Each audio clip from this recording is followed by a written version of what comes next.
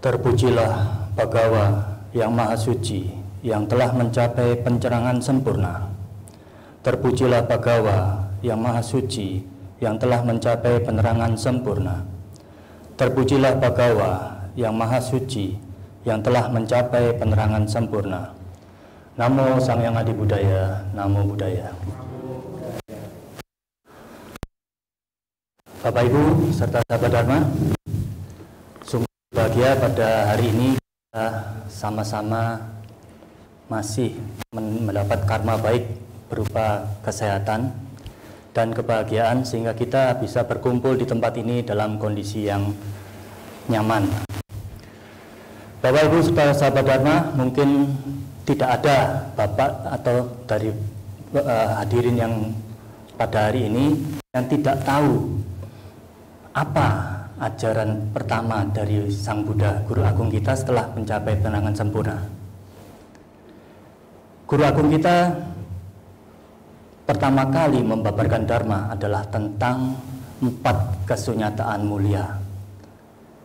Antara lain, beliau sesuatu yang mungkin mengagetkan pada saat itu, yaitu adalah hidup adalah duka. Kenapa hidup adalah duka? Kelahiran adalah duka. Kenapa? Karena kelahiran akan selalu berakhir dengan kematian. Kehidupan adalah duka. Kenapa? Karena kita akan menjadi tua kalau belum mati. Kita tahu orang yang sudah tua pasti kondisi badannya sangat tidak seperti muda lagi. Kalau yang ketika masih muda, kita bisa bangun, tidur, bekerja, beraktivitas, melakukan kegiatan sehari-hari baik dengan penuh semangat. Ketika kita sudah tua, bangun tidur pun sudah tidak nyaman. Mau bangun atau enggak, ini kok pinggangnya sakit semua, kok kakinya sakit semua. Belum lagi mata kita, penglihatan kita sudah tidak sempurna. Pendengaran juga tidak sempurna, fisik secara umum juga tidak sempurna. Ya, jadi yang pertama adalah tentang duka dan cara menanggulangi duka. Mungkin umat lain akan berkata, kok pesimis banget sih umat Buddha, ajarannya aja tentang duka, hidup adalah duka. Kalau kita sih, kita kalau beribadah nyanyi-nyanyi, bersorak-sorai, bergembira ria, makan-makan dan lain sebagainya, pulang hati puas dan lega. Kalau umat Buddha gimana? Kok isinya duka, terus duduk diem merenung berjam-jam, nggak pegel tuh. Ya. Tapi mereka mungkin belum menyadari bahwa mereka beragama Buddha atau tidak beragama Buddha pasti akan mengalami duka. Kita beragama atau tidak beragama pun pasti tetap menikmati duka tersebut. Belum ada manusia yang bisa bertahan tidak mati sampai saat ini. Juga saya belum pernah dengar ada orang yang seumur hidup belum pernah sakit, walaupun sakitnya dari sakit yang teringan sampai sakit yang terberat. Saya juga belum pernah dengar orang yang semua keinginannya bisa terpenuhi, yang tidak pernah ditinggal oleh orang yang dikasihi, yang tidak pernah berkumpul dengan orang yang tidak disukai. Jadi kematian menurut agama Buddha adalah bagian alami dari siklus kehidupan. Dalam tradisi Buddhis, kematian adalah awal dari suatu kehidupan, tapi entah kehidupan yang mana lagi ya. Kita tidak tahu selama kita masih belum mencapai taraf kesucian Sotapanna, tidak bahwa setelah kita meninggal nanti kita akan terlahir kembali sebagai manusia atau di atasnya, atau di alam surga, alam Brahma dan lain sebagainya. Tidak tertutup kemungkinan selama kita belum mencapai Sotapanna, kita bisa terlahir di 4 alam yang menderita. Jadi apakah kematian itu menakutkan? Bapak Ibu merasa kematian menakutkan nggak? Yang menakutkan jari, oh berarti semua sudah Sotapanna ini. Suatu ketemu dengan seorang Brahmana yang bernama Janusoni. Beliau saling bertukar pikiran.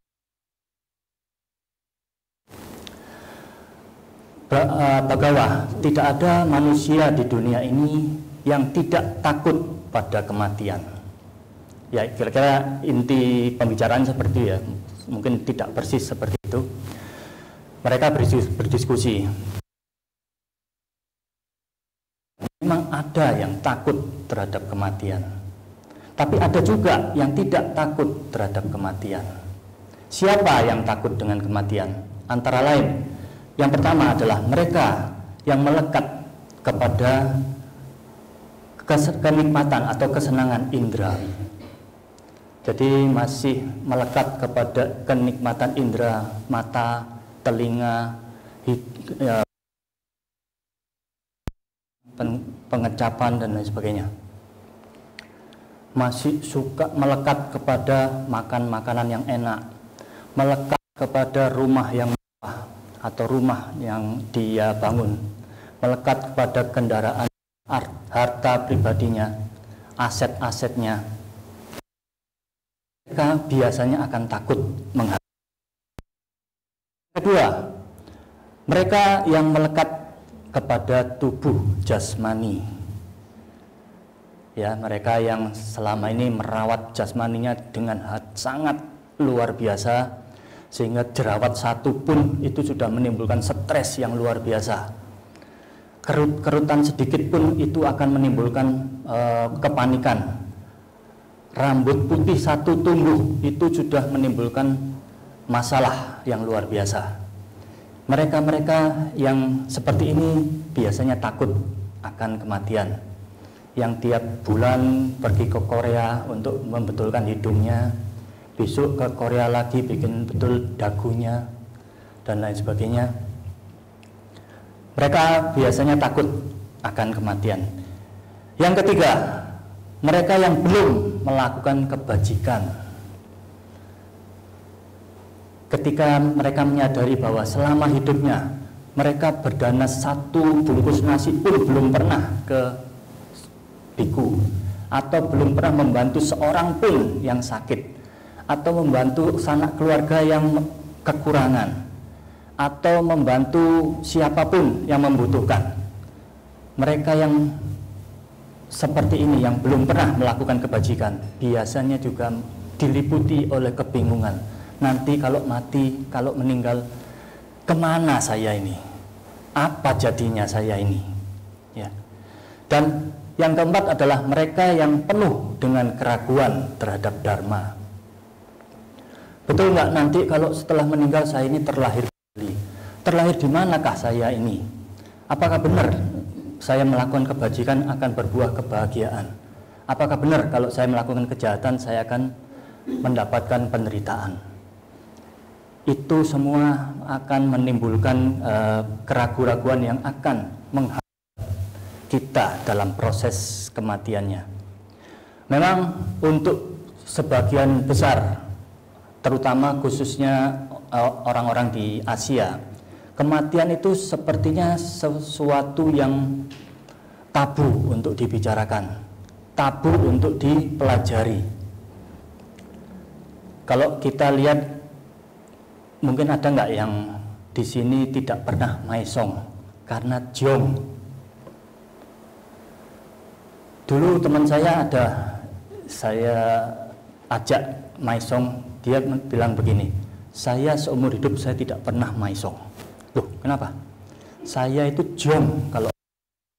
Oh, ya udah, semoga kamu tidak akan mati ya. Nanti orang tidak perlu maisong ke kamu lagi. Ketika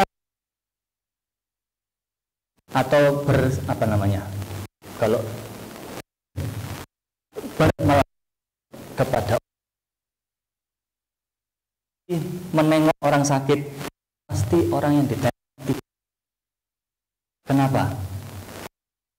Dianggap kita berkunjung ke orang atau itu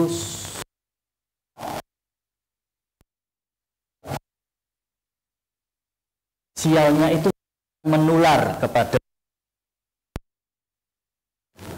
ya. Jadi yang kasihan ini kan para pandita ya, Bapak dan Ibu. Pandita ini ada disuruh membacakan parita meninggal, kemudian ada orang disuruh membacakan parita orang sakit, tapi tidak boleh setelah meninggal setelah kunjung ke orang meninggal terus berkunjung ke orang sakit.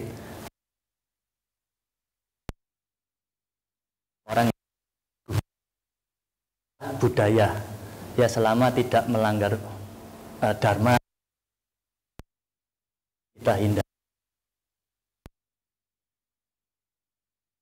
Secara logika, masa oleh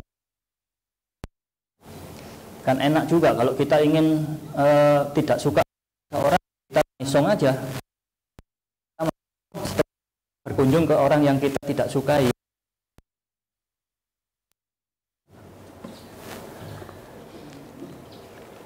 Ya Bapak Ibu, jadi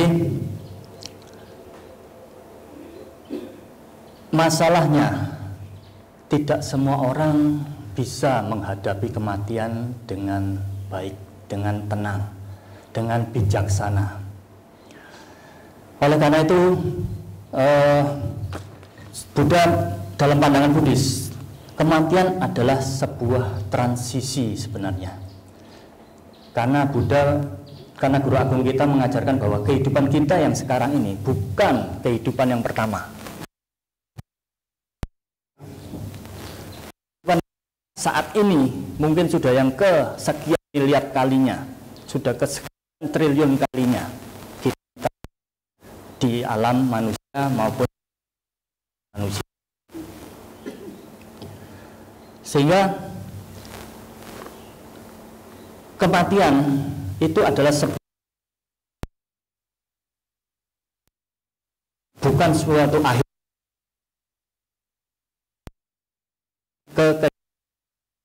yang mana nanti karma kita yang akan menentukan kita terlahir di mana.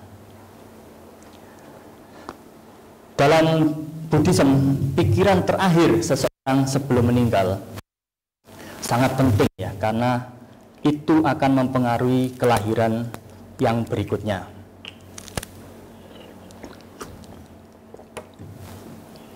Nah, justru pikiran terakhir ini yang sangat sulit kita kondisikan. Bisakah kita mengkondisikan pikiran terakhir kita pasti bahagia, pasti positif, sehingga kelahiran kita yang akan datang adalah kelahiran yang lebih baik daripada saat ini?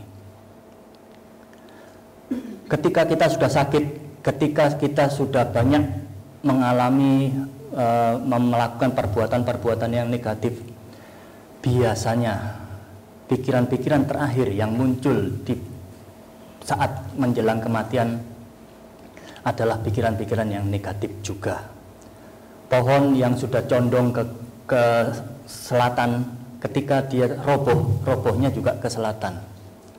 Tidak mungkin dia robohnya tiba-tiba mulet ke utara. Pikiran terakhir inilah yang akan membantu untuk bisa dikendalikan. Caranya bagaimana?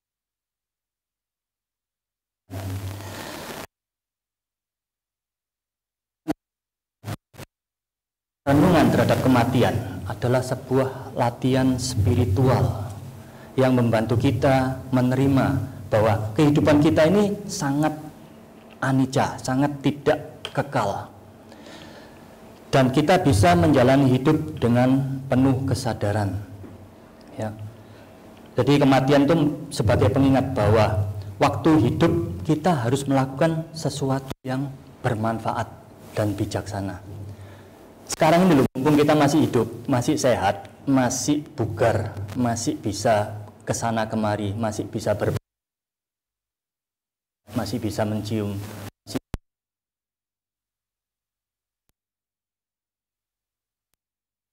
manfaat. Jadi kalau kita tabu membicarakan kematian, ya kita stop sampai di sana. Kita tidak akan membicarakan apa yang kita perlukan, apa yang kita perlu bekal kematian kita. Apa yang perlu kita lakukan untuk bekal nanti pada saat kematian kita. Karena kita bicara kematian aja sudah tabu, ya. Nah, jadi kematian ini sebagai pengingat bahwa kita hidup ini hanya sekejap. Kalau Buddha mengatakan seperti tetes embun di pagi hari, ketika matahari sudah terbit, hilang tetes embunnya.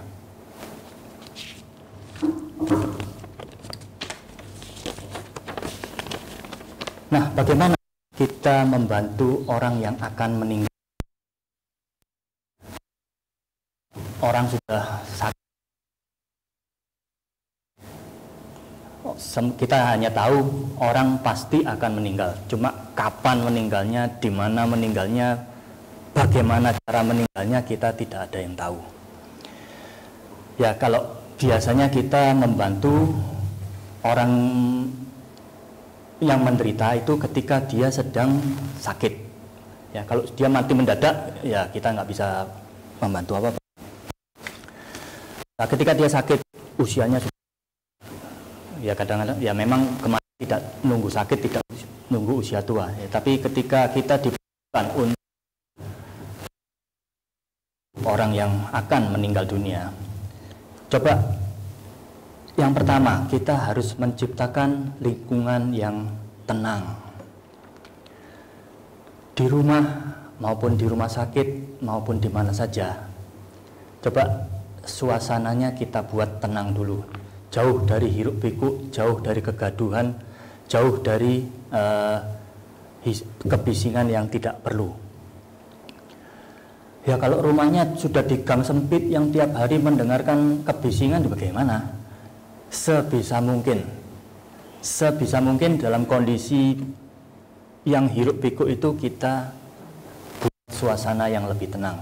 Makanya kalau orang-orang tua kalau harus masuk ke rumah sakit, sebisa-bisanya mereka milih yang kamarnya sendirian.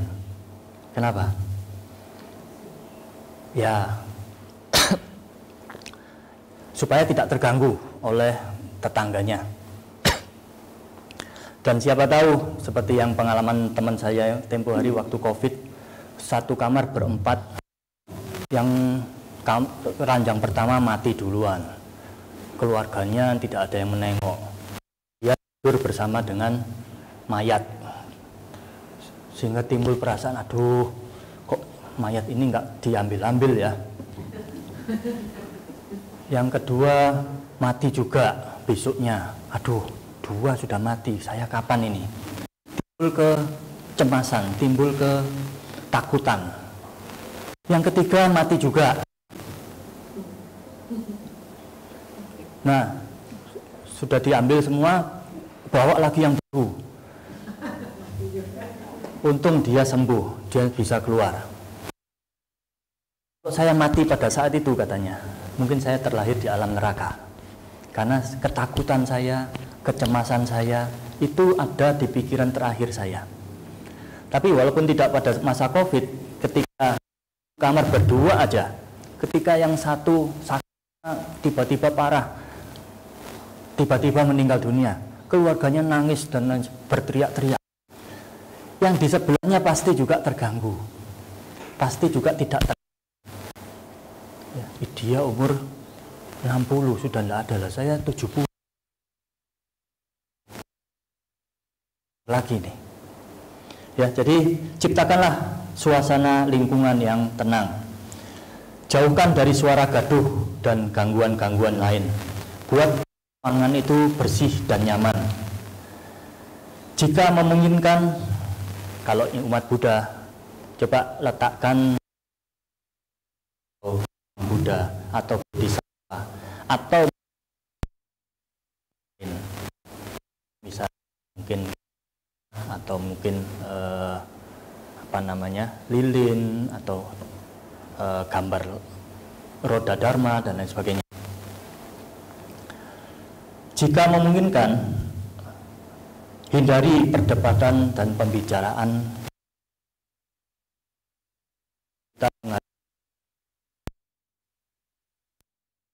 misalnya bisnis, ya, pekerjaan,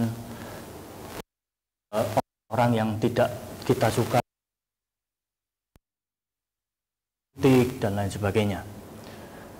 Di depan orang tua kita mungkin toko baru saing dengan apa dan lain sebagainya. Orang tua yang ketika kondisinya sudah sakit dan sudah mendekati, mungkin bakal terpengaruh. Indera telinga ini adalah, menurut penelitian, indera telinga kita ini yang paling akhir matinya, mati dalam tanda petik. Ya. Jadi berikan dengan suara yang lembut dan penuh kasih. Berikan dukungan spiritual, ya. Ingatkan akan kebajikan-kebajikan yang telah kita atau orang yang akan meninggal buat. Misalnya itu ayah kita atau ibu kita. Ingatkan kebajikan-kebajikan yang telah mereka lakukan. Pak, Ma, ingat nggak dulu waktu Bapak ini tempat panti jompo. Mama ingat nggak dulu pernah ini orang yatim piatu. Atau Mama ini sakit. Berdana makanan kepada Banti Sila. Berdana kepada pembangunan daerah. Oh ya, iya. Senang sekali dengan masakannya Mama. Timbul perasaan sukacita. Ya, lah apa waktu itu sudah memang waktunya meninggal, ya tidak. Tapi suasana hati ini kita jaga supaya ketika suatu saat beliau meninggal dunia, beliau meninggal dalam kondisi pikiran yang positif.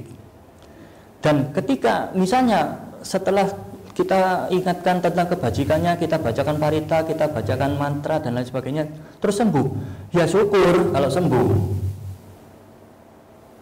Tidak jadi meninggal, tambah seneng kan? Dia malah sembuh, ya sudah. Tapi ketika beliau meninggal, beliau akan meninggal dalam kondisi yang pikiran yang baik.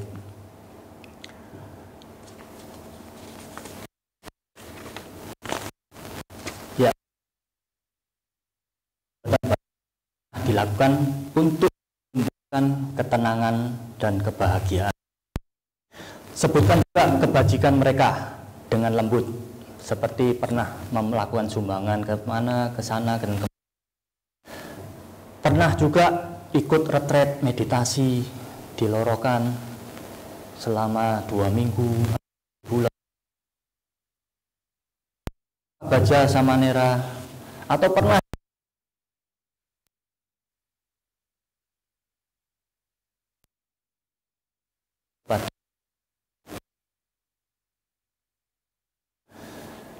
kita juga bisa membacakan doa atau sutta. Ya. Dalam tradisi Theravada maupun Mahayana ada sutta-sutta yang untuk dibacakan ketika orang mengunjungi orang yang sakit. Jika mereka tidak mampu mendengarkan, ucapkan doa dalam hati kita saja untuk membantu mereka. Loh, lah kalau mereka tidak dengar lah buat apa? Minimal suasana kita, harapan-harapan kita untuk kebaikan yang akan almarhum itu bisa kita sampaikan. Nah, yang ketiga adalah memfokuskan pikiran pada hal-hal yang positif. Bantu mereka memusatkan pikiran pada hal-hal yang baik, seperti melatih metta atau cinta kasih dan mengingat sifat-sifat Buddha. Hindari pembicaraan tentang hal-hal duniawi yang akan memunculkan keterikatan dan kekhawatiran. Menjaga keberadaan penuh kasih. Berikan kehadiran yang tulus, bahkan jika hanya dengan duduk diam di dekat mereka pun mereka akan merasa bahwa kita ini memiliki perhatian kepada yang bersangkutan. Kita nggak bisa doa, nggak bisa baca parita, nggak bisa memberikan dana, nggak bisa memberikan obat, nggak bisa memberikan saran apapun. Kita duduk diam, kita berada di sampingnya, itu pun sudah apabila kehadiran kita ini tulus untuk membantu mereka. Sentuhan tangan, sentuhan lembut pada tangan dan dahi itu juga bisa memberikan perasaan kepada yang bersangkutan. Jika mereka masih sadar, bantu mereka melepaskan keterikatan pada keluarga, harta benda, dan keinginan duniawi. Ingatkan bahwa, Pak, Ma, ini semua keluarga sudah berada di sini. Kita semua rukun-rukun. Kita semua mencintai Papa, mencintai Mama. Kita akan meneruskan apa yang cita-cita Papa yang belum tersampaikan. Jadi kita ingatkan bahwa supaya mereka bisa melepaskan keterikatan-keterikatan pada keluarga, keterikatan-keterikatan pada benda, ya. Jangan seperti cerita-cerita yang dulu itu yang katanya anak saya mana ini, ya saya Pak, anak saya, anak Papa yang sulung, anak Papa yang kedua mana, saya Pak, anak Papa yang ketiga, ya ada di sini Pak. Lah ini semua di sini, siapa yang jaga toko ini? Lepaskan kemelekatan mereka, lepaskan keterikatan mereka kepada urusan-urusan duniawi. Katakan bahwa semua itu sudah ada yang ngurus Pak, pabriknya Papa yang 15 itu sudah ada yang ngurus semua. Papa tidak usah khawatir, ya. Jadi dengan demikian mereka sudah bisa memiliki pikiran yang tenang. Mereka bisa tidak khawatir lagi, melepaskan kekhawatiran-kekhawatiran yang tidak perlu terhadap dunia, sehingga mereka bisa melanjutkan perjalanan menuju alam berikutnya. Semoga alam berikutnya yang dituju adalah alam yang lebih baik, alam yang lebih berbahagia.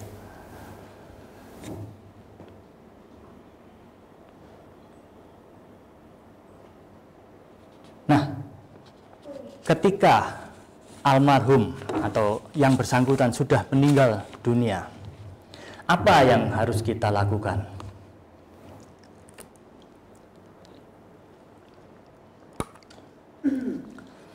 Biasanya ketika seseorang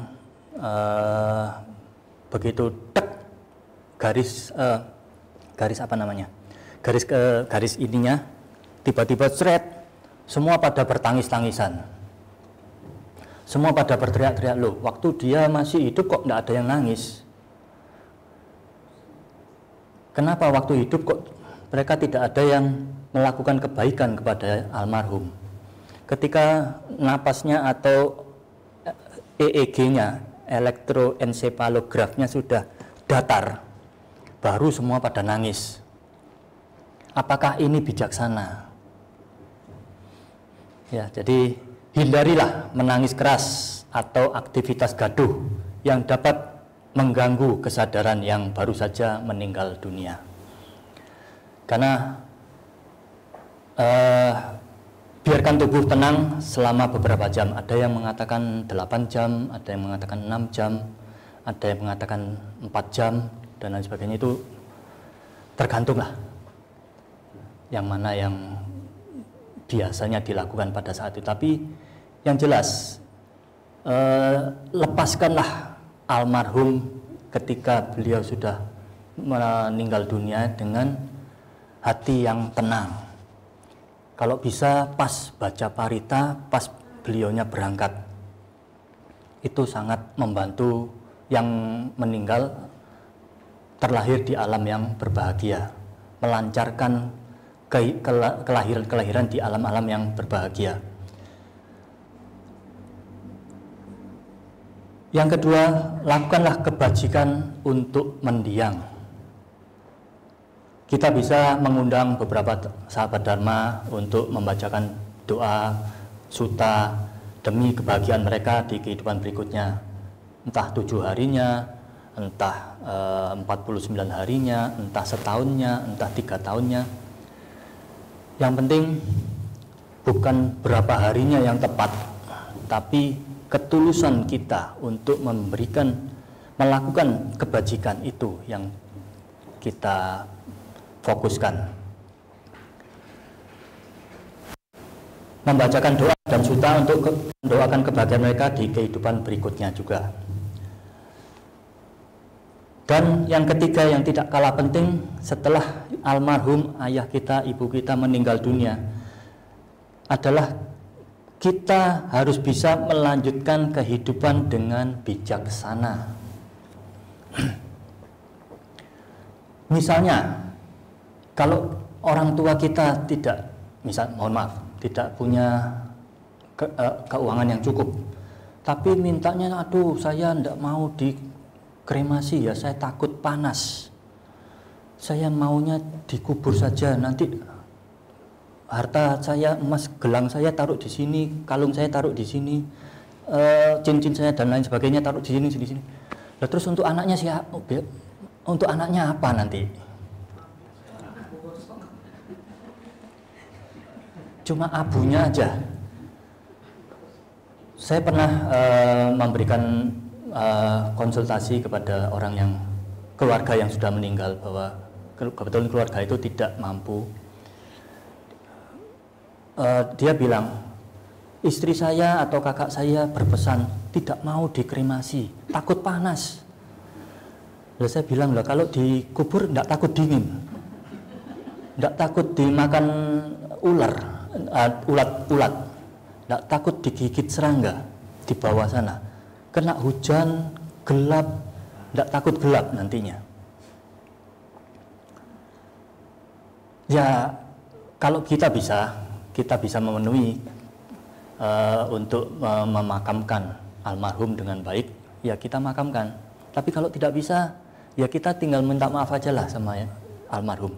Mohon maaf kakak, istri saya tidak bisa memakamkan kamu di di pemakaman yang biasanya mahal, paling tidak 30 juta. Kalau dikremasi mungkin 1 juta aja cukup. Ya, yang nanti buat sekolah, buat modal kerja, buat ini dan itu. Ya, jadi dengan memahami kematian dengan baik, kita sebenarnya bisa lebih bijaksana dalam menentukan kehidupan kita.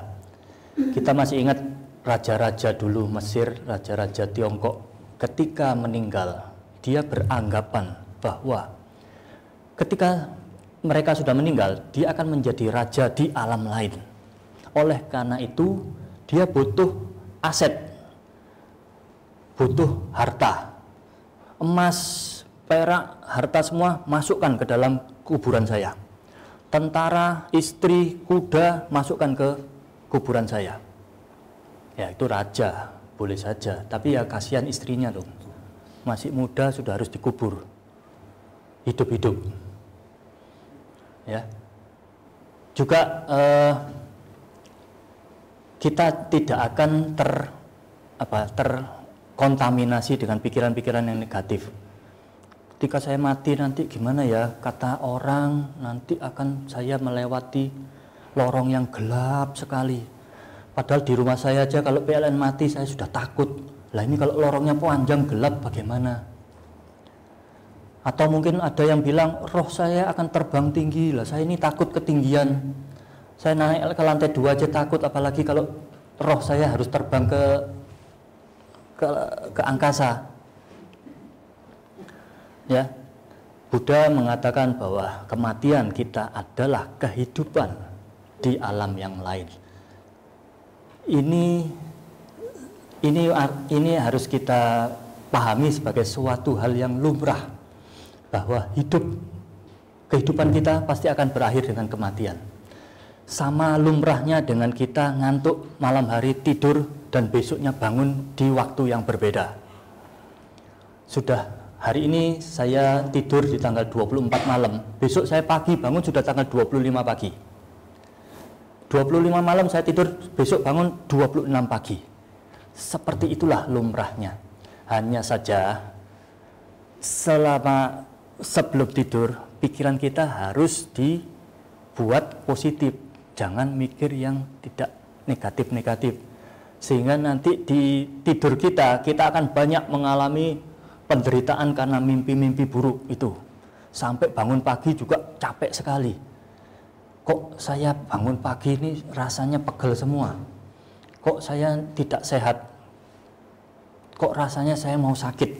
Dan lain sebagainya. Ya, jadi untuk ahli waris pun tetap harus bisa hidup dengan bijaksana. Memang ketika 1 hari, 2 hari ketika beliau yang orang tua kita misalnya meninggal dunia, kita masih terasa, biasanya mama itu kalau bangun mesti saya sediakan teh hangat. Kok sekarang mamanya tidak ada ya? Ada sesuatu yang hilang. Tapi nanti 7 hari, 49 hari, itu semua akan terbiasa lagi. Dan semua akan berjalan dengan biasa lagi. Tidak ada kematian seseorang yang begitu berpengaruh terhadap kehidupan di alam semesta ini. Ya. Jadi mulai zaman dulu sampai sekarang sudah orang meninggal lahir, tidak bisa terhitung lagi. Yang dulunya kepala rumah tangga, biasanya yang cari kerja. Setelah kepala rumah tangga tidak ada meninggal, tidak ada yang mencari kerja, orang lain yang bekerja, yang menggantikannya. Ya, Ko Hanwi nggak ada, Ibu Swasti sekarang malah lebih hebat lagi, ya. Jadi bagi apa manfaatnya dari membantu mereka yang akan meninggal sih? Ini yang terakhir ya. Bagi yang akan meninggal, membantu mereka untuk mencapai ketenangan pikiran sehingga dapat terlahir di kondisi yang lebih baik. Mengurangi ketakutan-ketakutan dan keterikatan-keterikatan yang dapat mengganggu transisi mereka. Yang kedua, manfaat membantu mereka meninggal. Yang kedua adalah bagi keluarga dan teman. Itu membantu mereka mengatasi kesedihan. Memang sedih sih, siapa yang nggak sedih kalau ditinggal orang tua, ditinggal orang-orang yang kita cinta, ditinggal oleh siapapun, sahabat kita yang baik hati. Ya pasti kita mengalami kesedihan.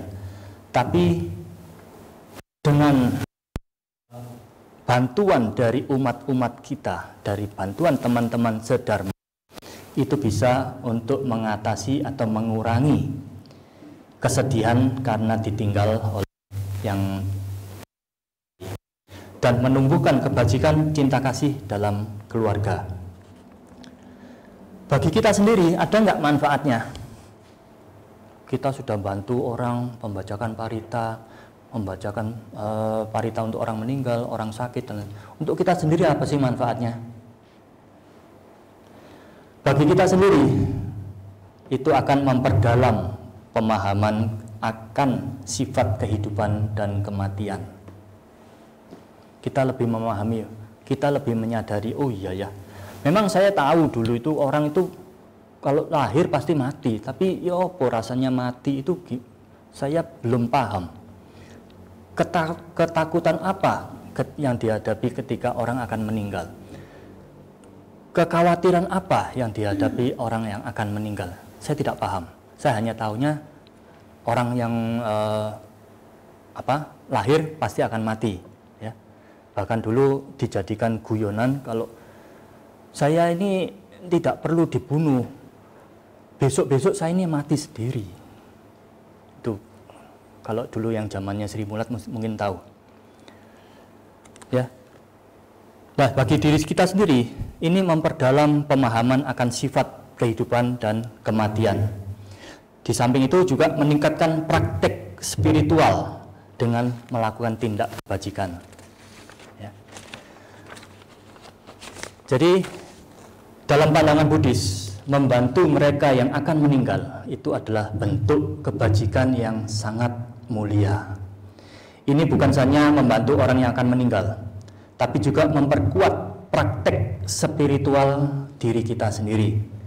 Dengan menciptakan lingkungan yang tenang, memberikan dukungan spiritual, dan membantu mereka melepaskan keterikatan, kita juga dapat membantu mereka menghadapi momen transisi dengan damai dan penuh kesadaran. Ya. Dengan cara ini kita juga belajar untuk menerima kefanaan, menjalani hidup dengan bijaksana, dan memperdalam cinta kasih pada semua makhluk. Ya, ini sekedar tambahan saja. Bagaimana kita membantu orang yang meninggal dunia? Coba kita tanya, dan keinginannya yang masih ada pada saat ini apa, selama dia masih bisa mengungkapkan keinginannya.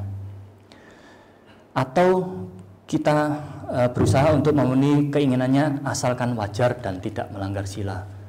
Bagaimana tanyanya, wong orangnya sudah nggak bisa bicara. Coba kita pancing dengan beberapa kata, misalnya, Pak, tak belikan soto mau ya?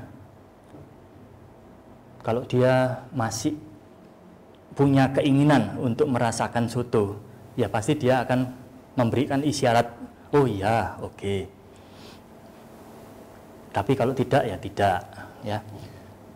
Kadang-kadang kita tidak tahu keinginan apa yang masih terpendam. Ada yang bisa dibicarakan, ada yang bisa dikeluarkan, ada yang tidak. Coba kita gali. Masih kepingin makanan apa? Atau masih kepingin ketemu seseorang? Atau masih kepingin sesuatu terwujud pada saat beliau masih hidup? Kalau yang akan meninggal adalah umat Buddha, kita mungkin bisa dampingi beliau melakukan meditasi atau perenungan-perenungan terhadap Buddha. Ingatkan akan perbuatan baiknya, ya, sehingga menimbulkan sukacita, sehingga menimbulkan kebahagiaan, sehingga ketika beliau meninggal dunia, karma ambang ajalnya adalah dalam kondisi yang baik. Ya. Studi medis menunjukkan bahwa pendengaran telinga kita ini adalah indera terakhir yang akan mati. Jadi sebaiknya kita menjaga suasana tenang. Ya, ketika yang orang yang sakit sudah tidak bisa membuka matanya, tidak bisa menggerakkan tubuhnya, tidak bisa merasakan apa-apa, biasanya telinganya masih bisa berfungsi. Kesempatan itu, kalau kita tahu kesempatan terakhir, kita bisa bisikkan kata-kata yang membahagiakan. Kita bisa bisikkan kata-kata atau suta-suta yang positif, yang memberikan ketenangan kepada almarhum untuk melanjutkan perjalanannya. Demikian, mungkin ini ada tambahan sedikit, keluarga dan sahabat bisa saling berkumpul untuk saling menguatkan. Jadi itu pentingnya keluarga menghadiri orang yang akan meninggal. Jadi mungkin yang tidak terpengaruh jong, yang tidak terpengaruh sial dan lain sebagainya, silakan ketika ada keluarga, sanak keluarga kita atau kenalan kita yang sedang sakit, kita kunjungi. Doakan menurut keyakinan masing-masing, ya. Mohon maaf dan memaafkan kalau ada kesalahan, ya. Pak, Ma, mohon maaf ya, dulu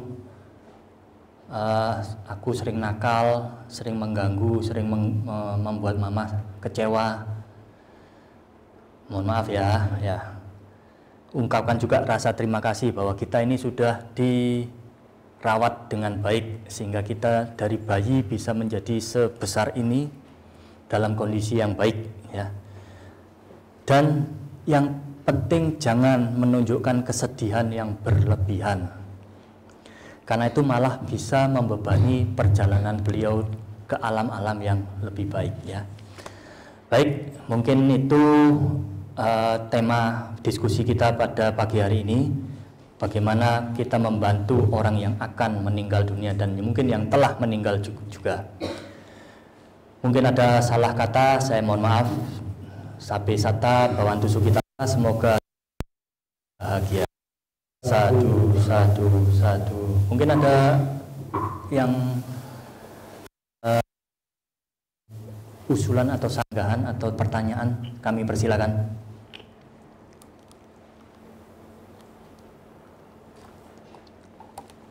Bapak Ibu, ada yang ingin disampaikan atau ditanyakan, kami persilakan.